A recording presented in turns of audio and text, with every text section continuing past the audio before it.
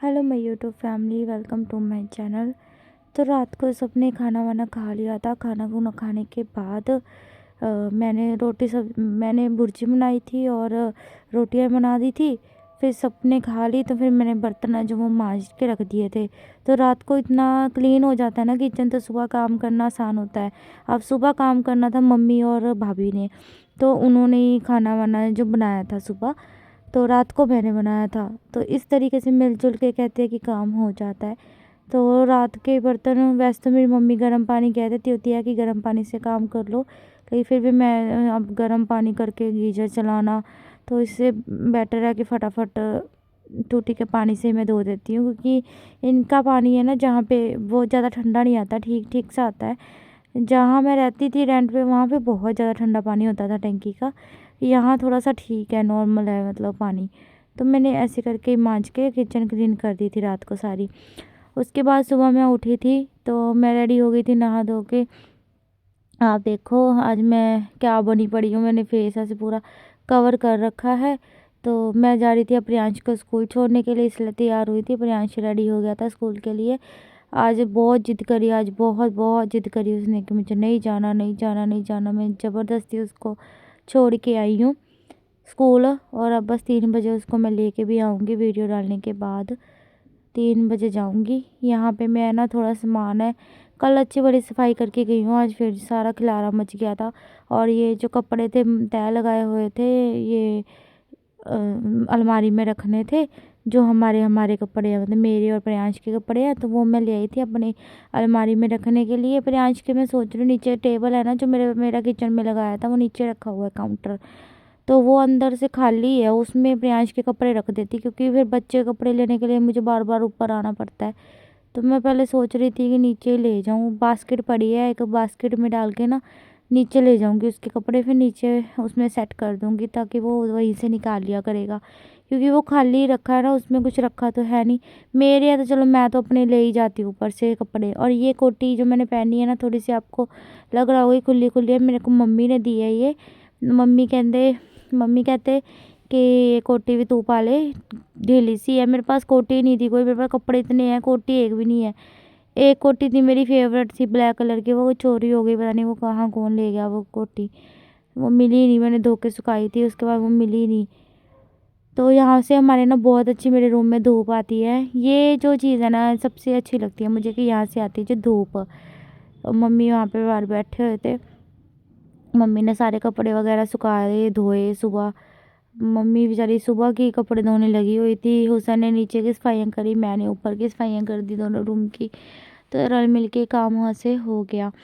तो ये जो अलमारी छोटी है, प्रियांश के कपड़े हैं इसमें, और कल के ये जो बेडशीट वगैरह उतारी थी ये भी मैंने ऐसे ही रखा हुआ था।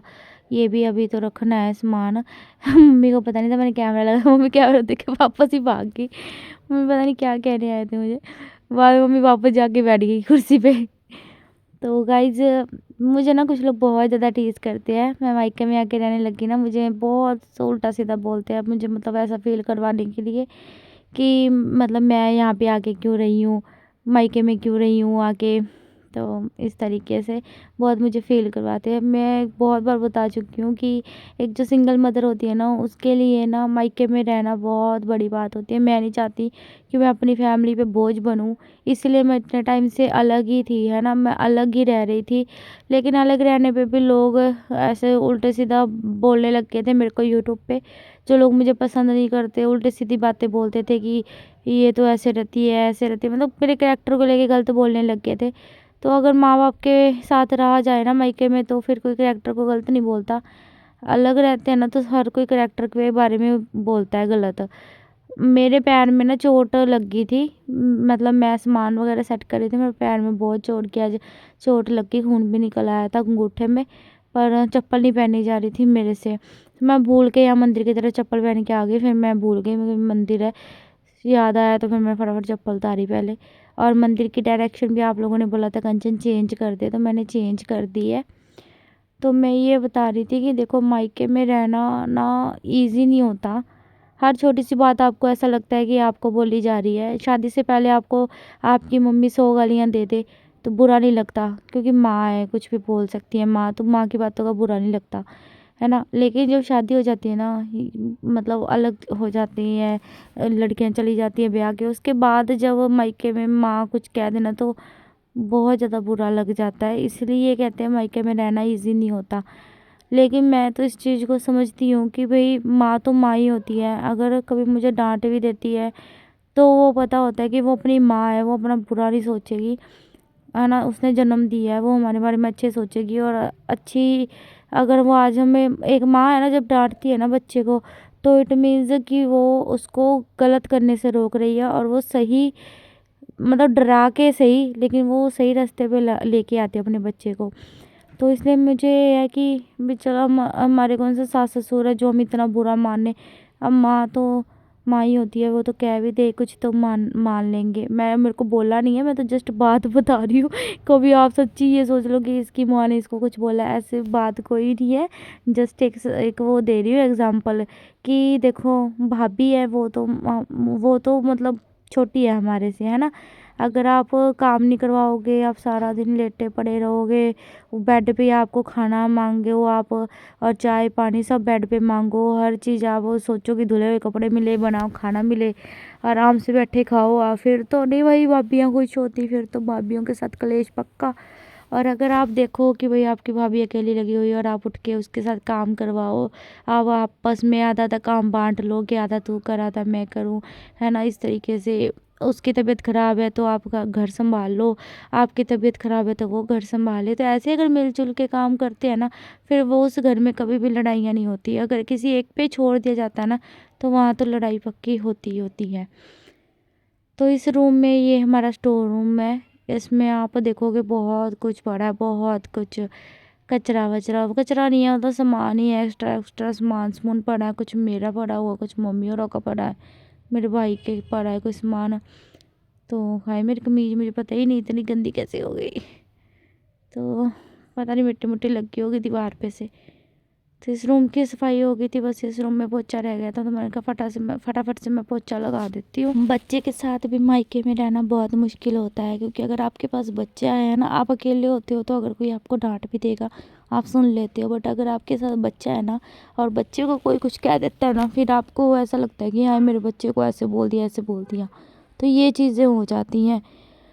बाकी समाज की रही बात है, तो समाज आपको मायके में भी नहीं जीने देगा, समाज आपको अकेले में नहीं जीने देगा।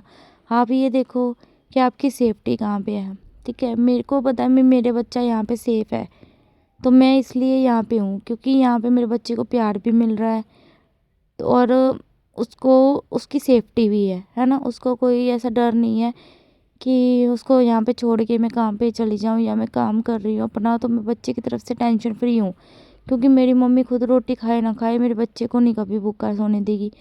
उसको तो बार बार पूछते रहती है, जिन्नू रोटी खा ले, जिन्नू ये खा ले वो खा ले, उसकी पसंद की चीज़ें ले आके दे देती है। तो मेरी मम्मी मेरे से ज़्यादा मेरे बच्चे का करती है ना। तो मैं इस वजह से भी एक टेंशन फ्री हूँ यहाँ पे।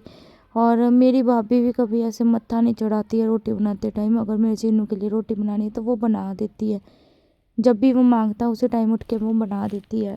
तो ये चीज़ें हैं जो प्यार प्यार बनाए रखती है। अगर आप किसी को प्यार करोगे ना, तो सामने से भी आपको प्यार मिलता है। अगर मैं उसको छोटी समझ के इतना लाड़ दुलार करती हूँ ना, भाभी को अपनी को, कि बेबी छोटी बच्ची है अभी, वो उसको उसकी उम्र में हम थे तो हम कैसे थे, हम उसको ऐसा सोच के अपने आप को उसकी जगह पे रख के उसके साथ डील करते हैं, तो वो भी हमारे साथ प्यार से ही रहती है।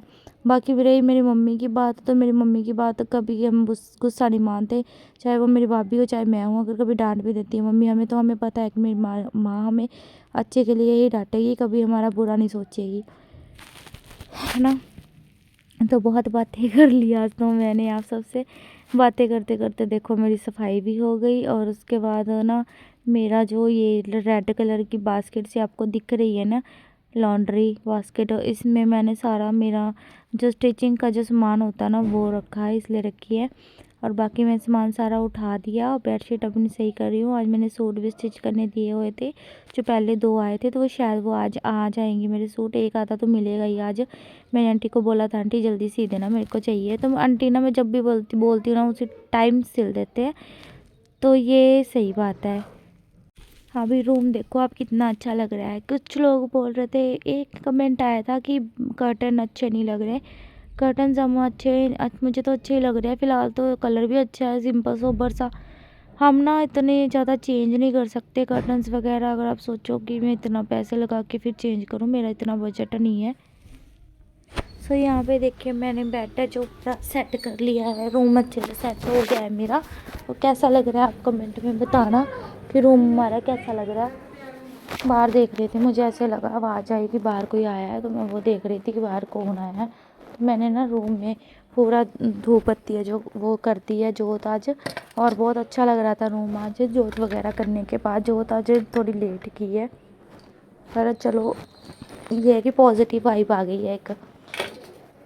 तो यहाँ पे मैं बना रही हूँ चाय। मैं आज सौंफ डाल के चाय बना रही हूँ, क्योंकि चीनी की जगह अगर सौंफ भी यूज़ करते हो ना तो भी बहुत अच्छा टेस्ट आता है। थोड़ी सी सौंफ डाली है, एक इलायची डाली है। अभी 2 कप चाय बनानी है इसलिए। तो उसमें मैंने ऐड किया लौंग इलायची एक एक डाली है, और थोड़ी सी मैंने अदरक, बिल्कुल थोड़ी सी अदरक डाली थी। पत्ती चीनी नहीं डाली, चीनी मैंने बाद में डाली थी। मैंने अपना 1 कप निकाल के उसन की चाय में चीनी डाल दी थी। मेरी चाय में मैंने थोड़ा सा गुड़ डाला था, गुड़, और उसके बाद बस दूध डाल के बन गई हमारी चाय। साथ में ब्रेड किए थे हमने गरम। तो हमने धूप में बैठ के हैं जो ब्रेड खाए। एक तरफ है फिक्की चाय, एक तरफ है मीठी चाय। तो अब हम चाय के साथ यहाँ पे खा रहे थे ब्रेड, और बहुत अच्छी लग रही थी चाय ब्रेड के साथ। धूप में बैठ के पीने में बहुत मज़ा आता है। कौन कौन मेरी तरह धूप में बैठ के चाय पीना पसंद करता है बताना गाइस। और ब्रेड खा लो, आप लोग भी आ जाओ। मैं और हुसैन ऊपर बैठे। ये हमारे सबसे ऊपर की छत है जहाँ पे मेरा भाई कबूतर उड़ाता है। गाइस अभी मैं थोड़ी देर के लिए रेस्ट कर रही थी, और मैं सोचा वीडियो एंड कर दूँ।